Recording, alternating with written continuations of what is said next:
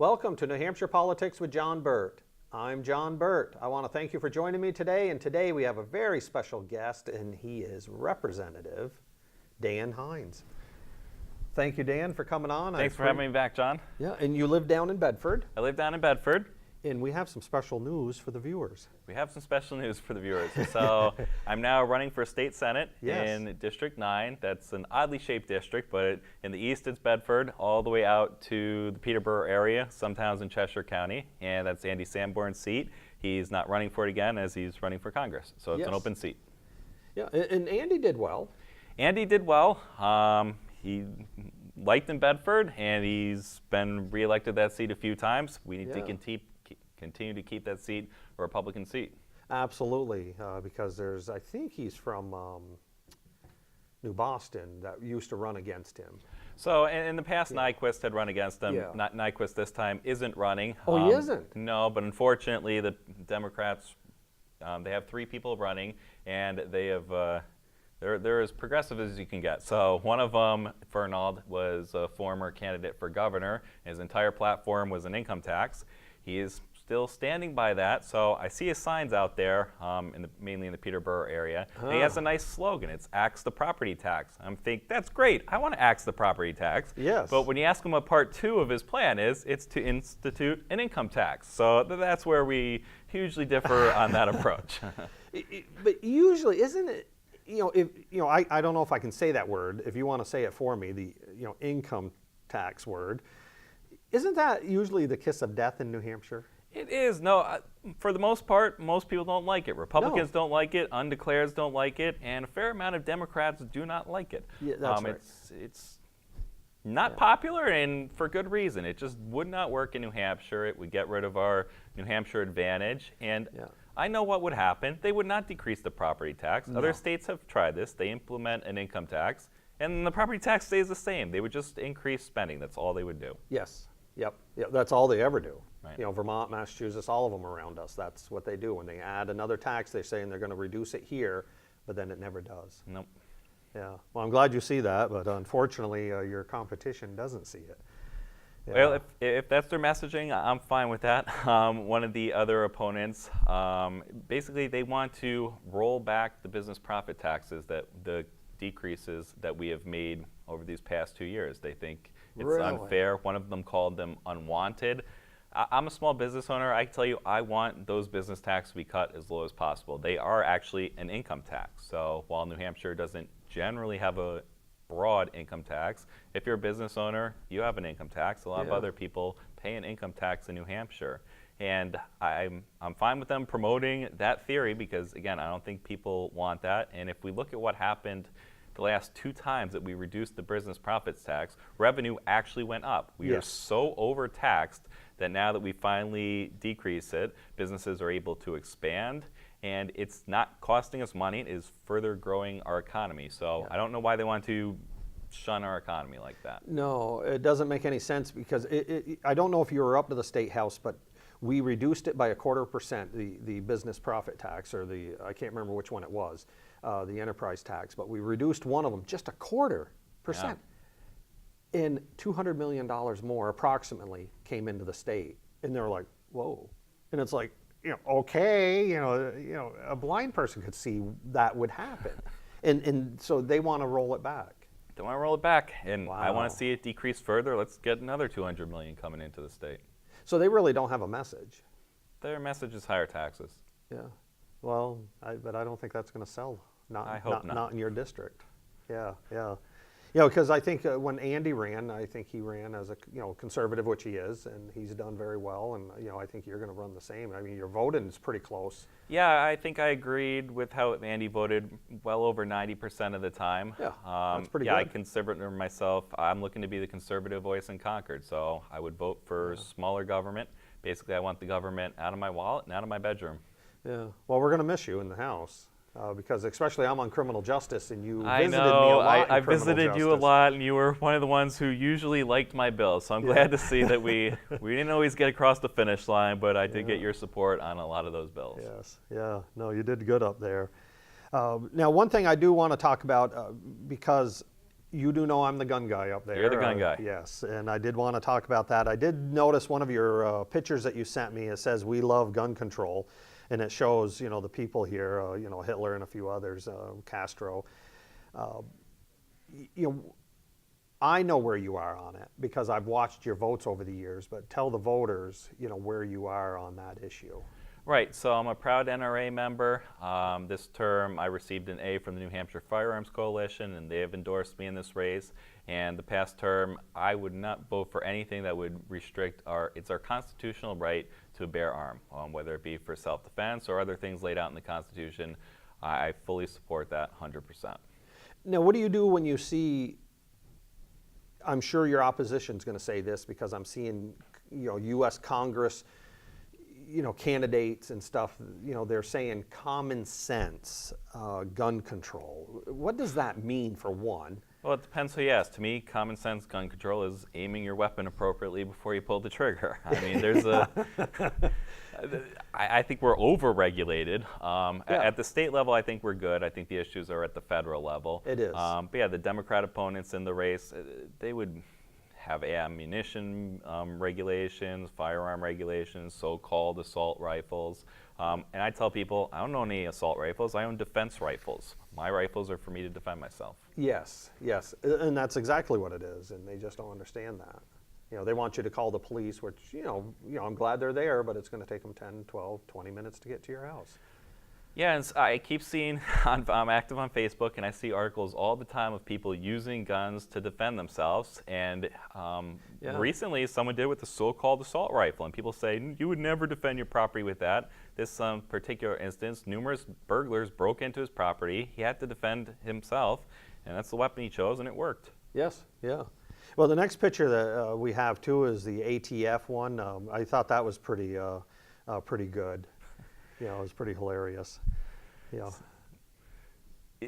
Yes, so I drink alcohol, I smoke tobacco occasionally, and again, I'm a proud gun owner. Yes. So I don't want the government running those things. I think they're best left for responsible people to decide. Now, certainly we do need some limits on those things, but need to stay within the Constitution. Yes, absolutely, yeah. And so as a New Hampshire senator, you're going to make sure that the Senate, you're going to try to sway them 100% of the way to behave and be a conservative, to go by the Constitution. Absolutely. I know one of the bills you put in this term would have corrected what I consider a loophole in the law, not allowing people to have a firearm on an ATV. Got it out of the House. For some reason, stalled, failed in the Senate. Yes. I would proudly support passing that in the Senate. Yeah, good, because I am putting that bill back in. Great. Yeah. Yeah, because that was a good bill, and it was something that the New Hampshire AG said we needed to clean the language up. Right. He didn't say how to write it, but this is the way I wrote it, and it was going to clean it up. And sadly, they didn't see it, my way. And now, a big topic, especially in New Hampshire, is veterans, because from what I understand, we have, per capita, we have the most veterans, almost in the nation, I believe, that are retiring here. A combination of things. New Hampshire, it's great that we have a lot of veterans. I think it's, New Hampshire, just the way our state is, that a lot of people would defend our country just like they would defend our state. We're proud people from New Hampshire doing that. Also, New Hampshire generally has an aging population, so I think a combination of those two things might be coming into play. Yeah. And I don't understand why we're the only state that doesn't have a VA hospital. I don't understand that. But, I was always going to ask Al Baldessaro, why New Hampshire? Because, over in the White River Junction, they say that's one of the top 10 in the country, VA hospitals. I know nothing about the one down in Mass. So, I'm not familiar with the one down in Mass. And this past term, I served on House Judiciary, and we had some veterans issues come across our committee. Oh. And so one of them is we have a veterans court or track in New Hampshire. Yeah. And I think that's a great thing. So generally speaking, how it works is if you're a veteran and you're found, or if you're charged with a crime, a lot of times issues that affect veterans might be different than what affects people in the general population, whether it be PTSD related or some specific issue to veterans. So the veterans track, it's specifically dealing with veterans, and at the end of it, the outcome often will result in someone not having a conviction. So it's sort of like a pretrial process. It's just generally good all around, helps everyone.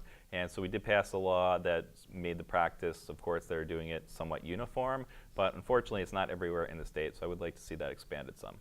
Yeah, yeah, I would support that. Great. Sounds good. Now, you did touch a little bit on the beginning about the business taxes, how, some want to raise them and that they weren't warranted or wanted. And I'm like, no, they were pretty They're wanted. very wanted. I had a company in Vermont. I was a tree arborist. Had a couple employees for almost 20 years. I did very well in it. It was hard work. I miss it very deeply. But I'm getting 58 now. That's a young man's sport.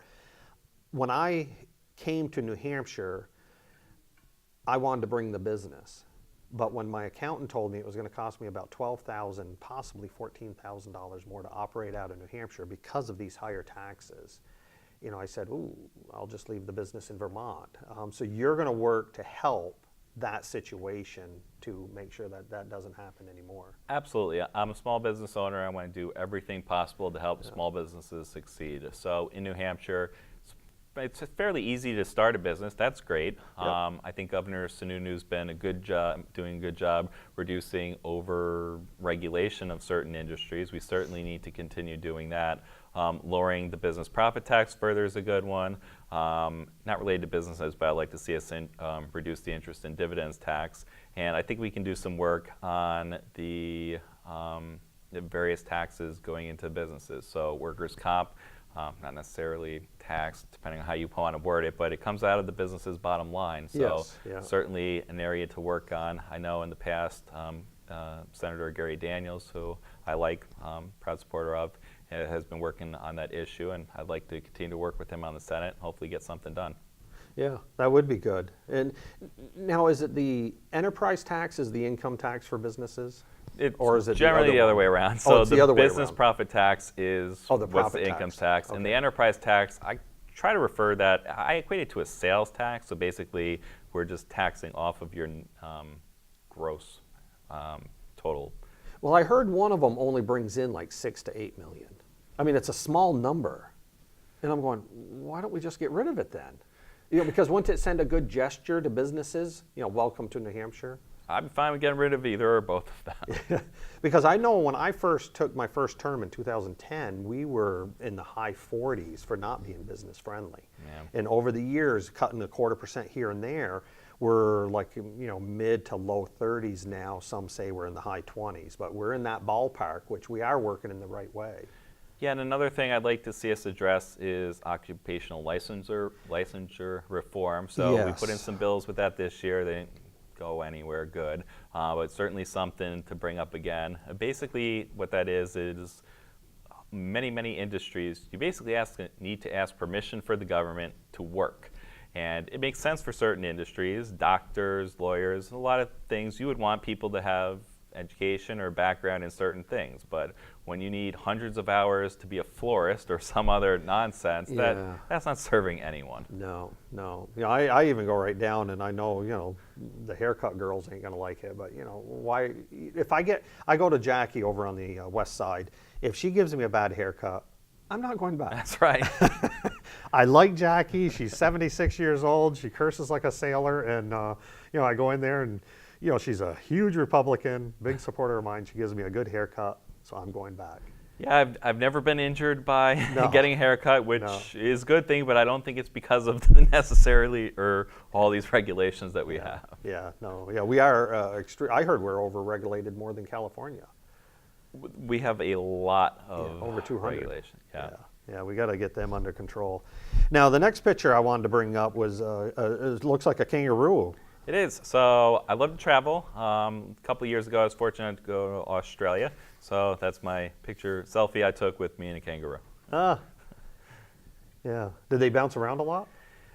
Or was he They're pretty somewhat quiet? sleepy, but yes, they were hopping around, and it's fun to watch. Because you're pretty close. They would let you go up to them. I was able to pet them, and it was good. Yeah, no, that's good. And the next one I noticed too is you have your dog on your sign, which I'm a huge supporter of dogs. And I like the way your sign is. I've seen pictures only a couple times, and in my eyes, they've always been effective. Great, and yeah, two things. It is effective, thankfully. But yep, that's my dog, Davy Crockett. So he's an Australian cattle dog who now is probably around 4 years old. So Wow. I adopted him from a shelter a couple years ago, and I believe he was 2 at the time. And so he's essentially my campaign mascot. Yes, and I like your the sign is the sign in the background. Yeah, so yeah, I got a lot of support from gun owners, and Yeah. then on my 4x4 signs, I just want people knowing I'm a small business owner for a smaller government. Yeah, yeah. And I noticed too that they can get a hold of you. What's the best way? Yep, so my website is Hynes4nh.com, that's number 4, and that lays out where I stand on various issues, lays out some of my endorsements, and it gives people a phone number if they want to give me a call or email me through the website. I'll also get back to people. Yeah. And now, if somebody called you and said, Dan, I got 6 people that want to meet you, and would you come to my house? Absolutely. I love doing events. I love meeting with people. I've been going to a lot of doors, and if people want to have what I would call a house party, inviting neighbors over, I'm happy to speak with them, because at the end of the day, I do represent people. I want to know what they want representation on, what issues are most important to them, and hopefully I could tell them how I would address and provide a potential solution to their issue. Yeah. Well, I don't, I vote, as you know, in Goffstown. I guess if I did spend the night down there, I could vote according to the AG, but... We have lax rules about where Yes. you vote. Yeah, and I've told the viewers that a bunch of times, how laxed it is. That's how we get some of our Massachusetts friends up here to vote. And but you have my endorsement. I would do anything that I can to help you. I think you're the best candidate for this spot. But are there other people that must be pushing you and helping you too? Yes, so I have over 25 state rep endorsements listed on my website. Really? I've received a score of 100% from the American Conservative Union Foundation. Oh, that was me. Yeah. Been endorsed by the New Hampshire Firearms Coalition, New Hampshire Liberty Alliance, and they don't give endorsements, but I received a score of A both times from Americans for Prosperity. Yes. Yeah. I don't know why they don't endorse. They should. Or is it I think because it's that they're- weird 501c3. I don't they're know their nonprofit. rules, Yes, that's but true. they don't endorse. Yeah. Yeah. Yeah. Because I usually get a good grade with them. And yeah, matter of fact, you were there when I got my award. Yes. Because you got one. Yep. Yep. If Yeah. people like your voting record, they're going to like my voting record. Yeah. I expect we were very similar to what we voted on. Yeah. Well, hopefully you can add my name to your website. I'm happy to do that. Yes. Yeah. Because like I said, let me know what I can do to help, and hopefully our viewers, if they can, log on to Hynes4, the number 4 nh.com. They could add what they could do to help. Yep. And Because like private, property you want to put your signs on, is always best. that's best. So yeah, there's a lot of ways people could help, whether it be donations, endorsement, letter to editors are great. Oh, yeah. Hosting house events, or yes, putting a sign up. I have a lot of signs, so you could either have one of my orange ones or one of the ones with my dog on it if you want one of those signs. Yeah, yeah. And well, what caught me with the dog is because I do Hot Dog Day, and the last picture I have is of your dog here. Oh, he's even looking. Is that calendars? Yeah, he's looking at calendars, so he's Australian cattle dogs are blue heelers, so that's what he's potentially looking at. He doesn't That's seem cute. thrilled, but Yeah. he- Yeah, he's like, really? I got to do this? Yeah, somebody will be posting how you're using your dog politically, and oh, look at that, shameful. But he does look cute. Yeah. How big is he? he's around 45 pounds, so Oh, medium-sized dog. Yeah, that's but- what I like. Yeah, and I care greatly about animals. So this last term, I put in a bill to address animal cruelty, try to stiffen those penalties. So what my bill would have done is if the animal dies as a result of animal cruelty, it would have increased the penalties. Unfortunately, it didn't pass, but I'm happy to work with that or any other issue to help. Because frankly, no one's against animal cruelty. We just need to find a way to come together and address where the law is lacking. Yes, and it is. The other place where it's lacking too is in the elderly section. I know there's a bank friend that I have that wants to increase awareness and then also see our laws. So I'm doing some research on that. Great. about banking, because people get robbed all the time from legal banks, Yeah. elderly, people get scammed, and it's terrible. I don't know what we can do about the scams. Yeah, identity theft comes up a lot. Yes. We had a bill in judiciary this past term. It would have dealt with holographic bills, but basically it would have adjusted the requirements some of who needs to witness it. And I think the intent behind the bill was good, but there was certainly concerns it was going to lead to identity fraud. So ultimately, that didn't pass out of our committee. I believe we're studying it, but it's something that we need to look at going forward. How we can, it's competing one interest above the other or against another. Yeah, yeah. No, and a lot of bills that we do see, do have good intentions. Right. It's just they aren't ready for prime time. Yeah, and it's hard to sometimes consider the unintended consequences of a bill, and then afterwards, thankfully, at some point, people catch it and try to amend our existing laws. But Yeah. I think what's most unfortunate is when we specifically tell legislators problems with their bill, and it still goes through. So Yes.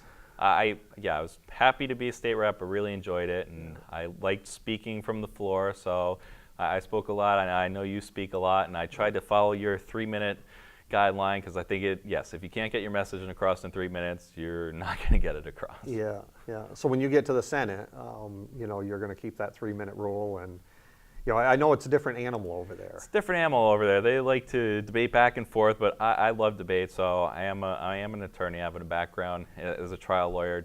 I enjoy getting my position out there, but also listening and hearing the concerns that people might have. And I've had people sway me from the House floor with their speech before and get me to see something that I hadn't considered. Yes, yeah. Yeah, and that's what people say, is it worth going up there? And I said, absolutely. Absolutely. The voters right there, put me up there to get, their message across.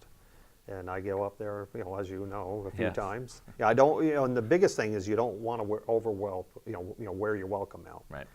There's some reps that go up all the time, and that's just not good. Yeah, and some people I don't want speaking if they're in favor of my bill, but That's true. won't mention those reps. Yes, yes. We're getting toward the end. Is there something that you want to talk to tell the voters, why you're, which you are the best candidate, because, I know you're going to be the best up there, and I hope you make it because we need you up there. Is there anything that you want to add? I really appreciate that, John. You've been very supportive over the last term, and even before I was elected, I knew you, really liked you and how you vote. But yeah, I'm looking to be the conservative voice in Concord for Senate District 9. So if you live in the district, it's Bedford out to the Peterborough area, I'd love to earn your support. Primary day, I'm in a contested primary, so the primary election is on September 11th. And if I get through the primary, please come and vote me in the general election in November. Well, they'll have to see you in November because you're going to get through the primary. I know They have you to will. vote for me twice. Yes, they will. Yeah, well, that's the thing is they do have to get out there and vote. So you got to do your job twice, and I know you'll win. Great. So I'm pretty excited that you're going to be over there, and because what I like is I have a couple friends over there now, Senator Avard, Gary Daniels. They will talk to me. Some senators, I guess they're too busy. But, I know those two, how busy they are, but they always leave time, and I know you're going to leave time for us reps to bounce back and forth and say, look, I got this bill coming, and, you say, I got this bill coming, and, we'll be able to get stuff done. Yeah, and I really like Senator Avard. He's in a contested primary, and his general election is going to be contentious. Get along with him well. I've appeared on his show before. I would love to work with him in the Senate. We agree on 90% plus of the issues, so his is a tough race as well. If anyone's in his district, please support Senator Avard. Also, Gary Daniels running for re-election again. He's not in a contested primary. That's good, but Democrats are fielding an opponent, and we need to get him to be re-elected as well, and we need to keep our Senate majority next year. Well, and keep Governor Sununu. Need to keep Governor Sununu. Yes, he's done very well. He has. Governor Sununu is greatly liked, well liked in Bedford throughout the state. I think he's done great things for the economy. Great that we finally got constitutional carry passed. So pretty much any good gun bill that gets in front of Governor Sununu's desk, I'm confident he will sign it. Absolutely. Well, thank you. I appreciate you coming on. Thanks, John. Yes, and good luck, and I know you're going to do well. Thank you. Yeah. And we had a representative, and it's going to be hopefully future senator, New Hampshire senator, Dan Hynes, and we had him on today, and I hope you get out there and vote, because we can't do it without you. Thank you, and see you next week. Bye now.